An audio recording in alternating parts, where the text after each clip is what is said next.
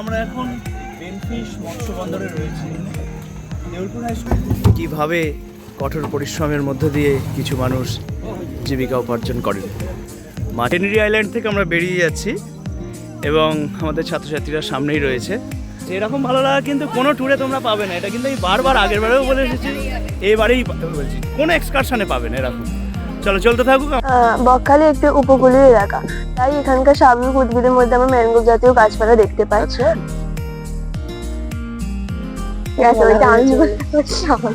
এই যে হাসি, এটাই আমাদের ট্যুরকে একদম পুলকিত করে তোলে।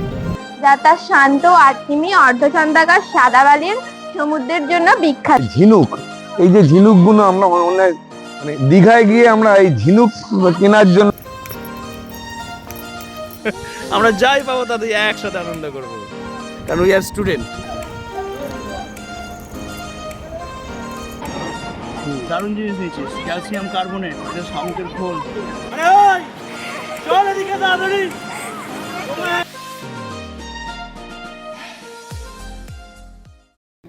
ভয়ে ভূগোল, ভয়ে ভ্রমণ।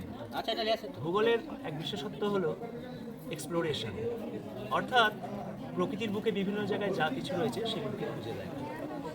ভূগোলের ছাত্র হিসাবে আমারও এক কাজ, আমার যারা ছাত্র তাদেরকেও আমার মতন চোখ দিয়ে যতটা পারি সম্ভব ভূগোলকে খুঁটিয়ে খুঁটিয়ে দেখা, ভালোবাসা, পৃথিবীর প্রত্যেকটা প্রান্তকে অনুভব করতে শেখা।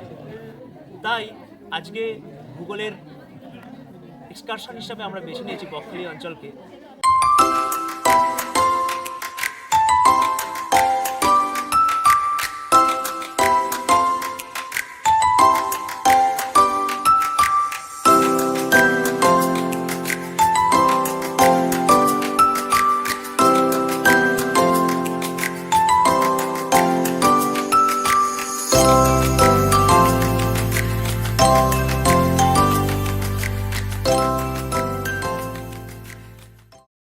আমাদের দুই মহাগুরু আমাদের সামনে বসে আছেন, এগোচ্ছেন আমাদের সাথে। এনারা না থাকলে ট্যুর কখনোই সম্পূর্ণ হয় না, সারাক্ষণ এনাদের প্রয়োজন। একটা এই যে হাসি, এটাই আমাদের ট্যুরকে একদম পুলকিত করে তোলে।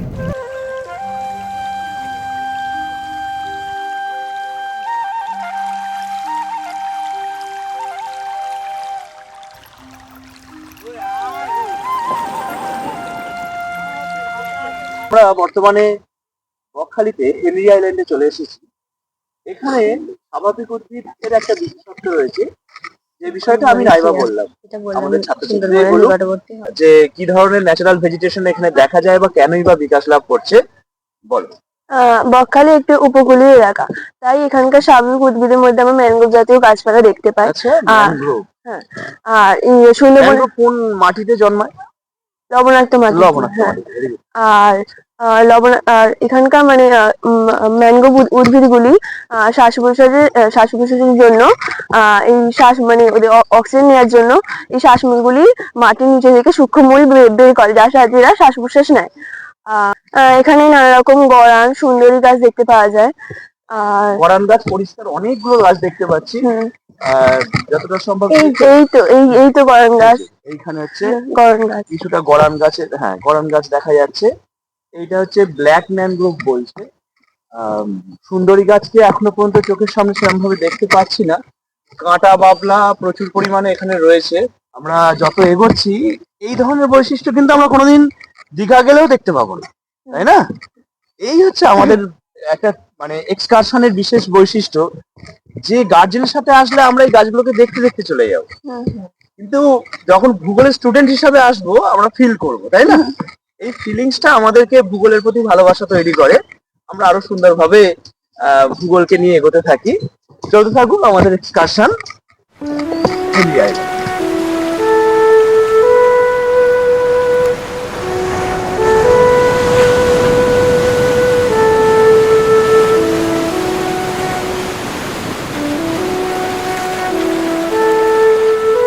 আমরা বকখালি দ্বীপের হেনরি আইল্যান্ডে চলে এসেছি। বকখালি এবং আশেপাশে বেশ কিছু সাইট সিইং এর জন্য জায়গা রয়েছে, সেগুলি কি কি রয়েছে আমাদের ছাত্রছাত্রীরা নিজেদের মুখেই বলবে, আমরা তাদের মুখ থেকে শুনে নেব।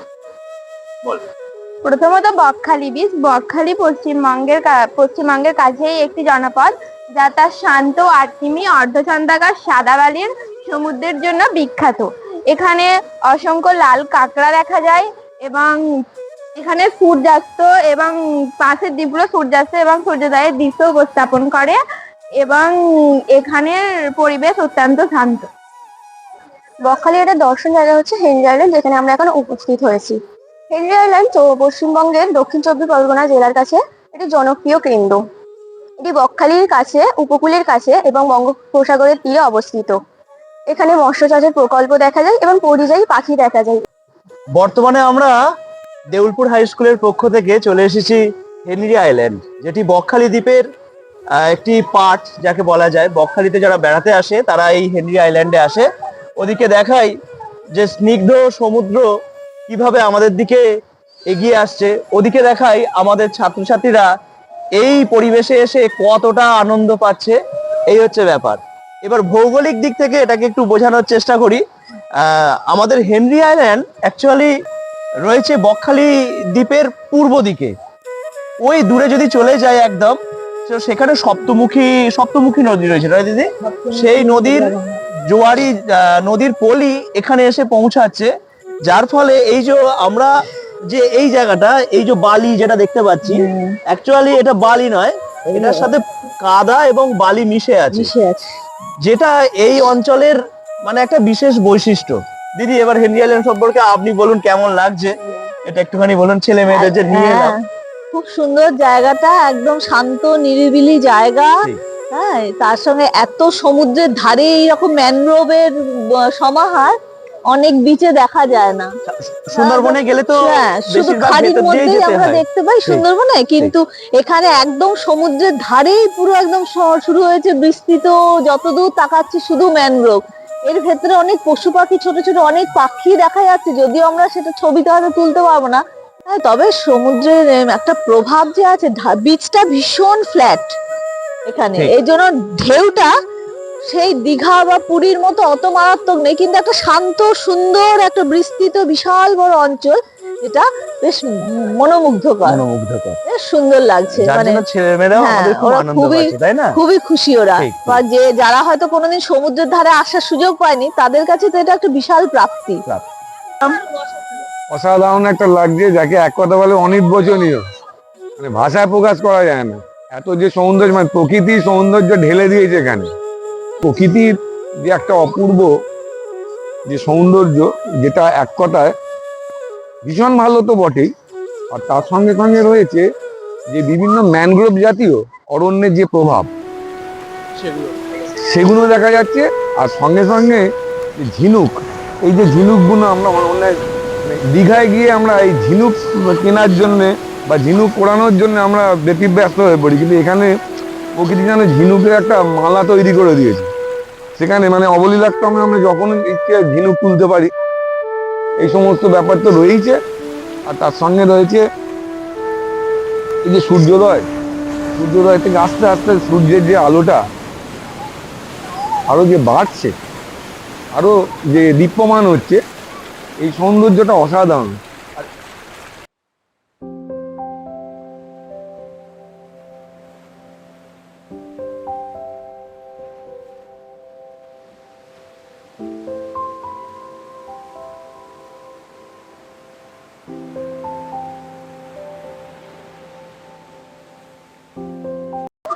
এখানে মূলত যে সমুদ্র স্রোত, যেটা অত্যন্ত বেশি হওয়ার জন্য সেটা এখানে গাছপালাকে ভেঙে দেয় এবং সেই গাছপালা অনেক ক্ষতিগ্রস্ত হয়। এছাড়া এখানে মাঝে মাঝে সাইক্লোন সৃষ্টি হয়, মৌসুমী জলবায়ুর প্রভাবের ফলে এখানে নানা ধরনের গাছপালা ক্ষতিগ্রস্ত হয়। এগুলো মূলত ম্যানগ্রোভ ধরনের গাছ, ম্যানগ্রোভ অরণ্য। এইগুলো কিসের প্রভাবে এরকম হয়েছে বলে তোমাদের মনে হয়? কিছুটা জোয়ারের প্রভাবে এবং কিছুটা সাইক্লোনের প্রভাবে হয়েছে। তো এইসব আমাদের মানে আমাদের এই যে গাছগুলো আছে বলে, গাছপালা আছে বলে, মানে পিছনের যেগুলো আছে সেইগুলো সুরক্ষিত আছে। এখানে যদি না ধাক্কা খেয়ে বাঁধাপ্রাপ্ত হতো, তাহলে পিছনের দিকে এগুলো আরো বেশি ক্ষতি। তাহলে অ্যাকচুয়ালি তোমরা বলতে চাইছো হ্যাঁ। যে ম্যানগ্রোভের বিরাট গুরুত্ব রয়েছে হ্যাঁ প্রাকৃতিক দুর্যোগকে প্রতিরোধ করার প্রতিরোধ ক্ষেত্রে, করার তাই তো? হ্যাঁ হ্যাঁ।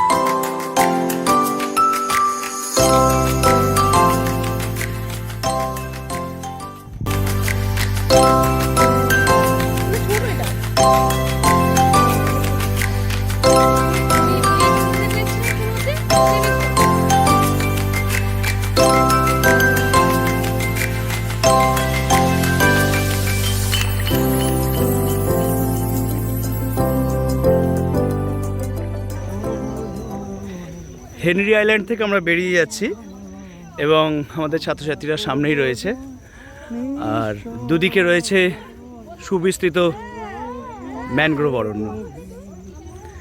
এই যে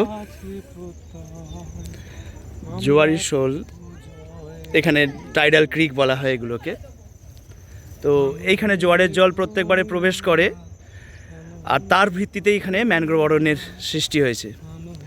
যে ম্যানগ্রোভ অরণ্যের বিশেষ বৈশিষ্ট্য এই যে দেখতে পাচ্ছি, শ্বাসমূল, ঠেসমূল এইগুলো রয়েছে। তো সুন্দরবন যদি নাও যেতে পারি, এখানে আসলে কিন্তু অনেকটা বিষয়ের সাথে অঙ্গীভূত হওয়া যায়। আমরা যে হেনরি আইল্যান্ডে এলাম, তোমরা এই প্রথম বর্ষ তোমাদের 11-এর প্রথমবার তোমরা ট্যুরে এলে, আগের বছর 12 এসেছিল, যদিও সেটা গনগনি ছিল। তোমাদের কেমন লাগছে? খুব ভালো লাগছে এত কিছু জানতে পেরে। কি কি দেখতে পাচ্ছ এখানে মূলত? সুন্দরী, শ্বাসমূল, ঠেসমূল, ঠিক, জোয়ারের শোল দেখলাম। জোয়ারি শোল, ওটার বিশ্লেষণটা? ওই তো সমুদ্রের জোয়ার যে আসছে এবং যাচ্ছে, ওর ফলে যে পলিটা সঞ্চয় হচ্ছে, ওতেই যে একটা এর মতো তৈরি হচ্ছে, ওটাকেই মানে অ্যাকচুয়ালি জোয়ারের জল আসা যাওয়ার ফলে যে চড়া মতনটা জোয়ারের পড়ে, মতো পড়ছে, ওটাকেই সেটাকে বলা হয় জোয়ারি শোল বলা হয়। ঠিক, ছেলেমেয়েরা কিন্তু প্রতি মুহূর্তে এক্সপ্লোর করছে, এটাই হচ্ছে জিওগ্রাফির একটা বিশেষত্ব, তাই না? হ্যাঁ। আর ভালো লাগাও রয়েছে, এরকম ভালো লাগা কিন্তু কোনো ট্যুরে তোমরা পাবে না। এটা কিন্তু আমি বারবার আগের বারেও বলে এসেছি, এবারেই বলছি, কোনো এক্সকারশনে পাবে না এরকম। চলো চলতে থাকুক আমাদের, এরপরে আমরা ফ্রেজারগঞ্জের দিকে এগোবো। Fraserganj fishing harbour. তো মৎস্য বন্দর ঠিক কেমন হয়, তো আমরা ছাত্রছাত্রীদের নিয়ে এখানে দেখাতে এসেছি যে স্বাভাবিক বন্দরের থেকে মৎস্য বন্দর সম্পূর্ণরূপে আলাদা হয়। তো কতটা আলাদা হয় সেটা আমরা একটু দেখে নিই। সমুদ্রে যাবে তাই বিপুল বিপুল বরফ এখানে স্টোর করা হচ্ছে, যাতে ওই মাছগুলি ওখানে সংরক্ষণ করা যায়। তো সত্যি মৎস্য বন্দরের ধরনটা একটু অন্য ধরনের, ছাত্রছাত্রীরা একটা অন্য ধরনের অভিজ্ঞতা এখান থেকে অর্জন করবে।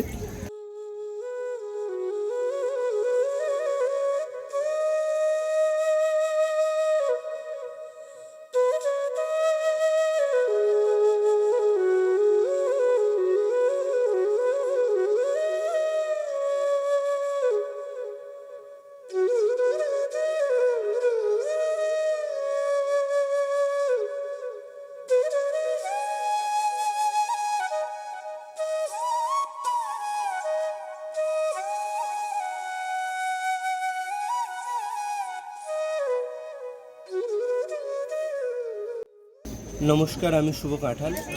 এখানে আমরা দেখতে পাচ্ছি যে বকখালি এই ফ্রেজারগঞ্জে আমরা দাঁড়িয়ে আছি।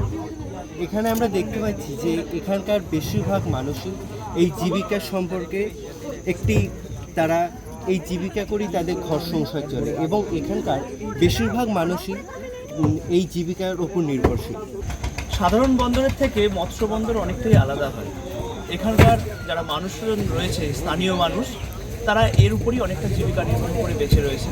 অসংখ্য মানুষ এখানকার, আমরা যে ট্রলারগুলো দেখতে পাচ্ছি, অসংখ্য মানুষ এখানে বিভিন্ন কাজে নিমগ্ন। বরফ স্টোর, আইস স্টোরেজ করা হচ্ছে, ওখানে জাল বোনা হচ্ছে, এখানে ইনি রেডি হচ্ছেন। তো এই পরিবেশটা এখানকার মানুষদের বাঁচিয়ে রেখেছে। আর আমরা চাই এই অঞ্চলটা আরও বেশি উন্নত হোক। আমরা চাইছি যে এই বন্দরে আরও বেশি পরিমাণে ট্রলার আসুক, তারা নিজেদের কাজকে আরও বেশি পরিমাণে অগ্রগতির দিকে নিয়ে যাক, যাতে এখানকার মানুষ আরও বেশি উপার্জন করতে পারে, যাতে তাদের জীবনযাত্রা আরও ভালো হয়, যাতে তাদের পরিবার পরিজন অনেক বেশি ভালো থাকে। এটা আমরা আবেদন রাখবো আমাদের ভিডিওর মাধ্যমে। ছাত্রছাত্রীরা যখন ম্যানগ্রোভ অরণ্যের মধ্য দিয়ে যাচ্ছে তখন তারা বেশ কিছু গাছের পাতাকে কালেক্ট করেছে। হয়তো পরবর্তীকালে এই মুহূর্তে অনেক নাম জানে না এরা, কিন্তু অনেক পাতাই কিন্তু এরা পরে গিয়ে সার্চ করবে এগুলোকে এবং কী ধরনের পাতা সংগ্রহ করেছে। তার মধ্যে একটা পাতা আমার যেটা মনে হচ্ছে এটা হচ্ছে গড়ান গাছের পাতা, যতটা সম্ভব এই পাতাটাকে আমার মনে হচ্ছে গড়ান গাছের পাতা, ওটা হেতাল। তো এইভাবে ছেলে মেয়েদের মধ্যে একটা প্রচেষ্টা রয়েছে যে কিভাবে ভূগোলকে চেনা যায়, কিভাবে গাছের প্রজাতিকে জানা যায়। চলতে থাকুক এদের এক্সপ্লোরেশন।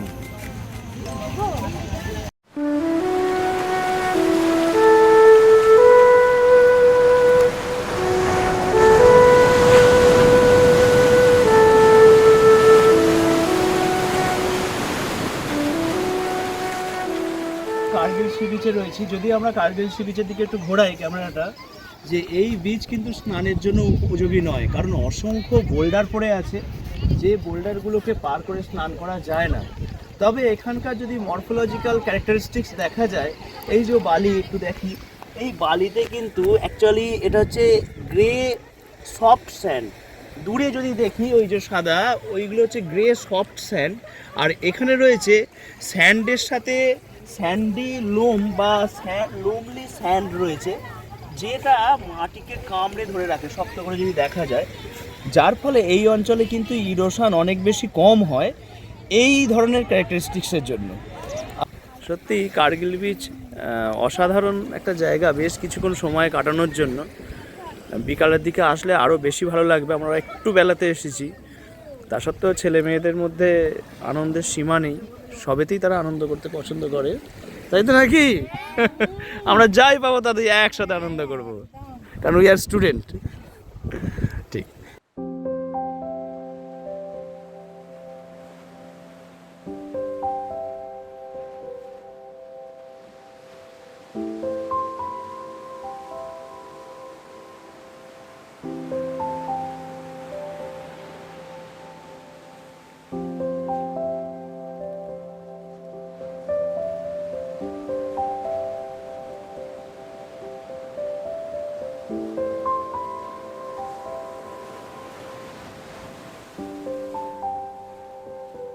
আমরা ফ্রেজারগঞ্জে এসেছি, বেশ কিছু সমস্যা আমরা দেখতে পাচ্ছি।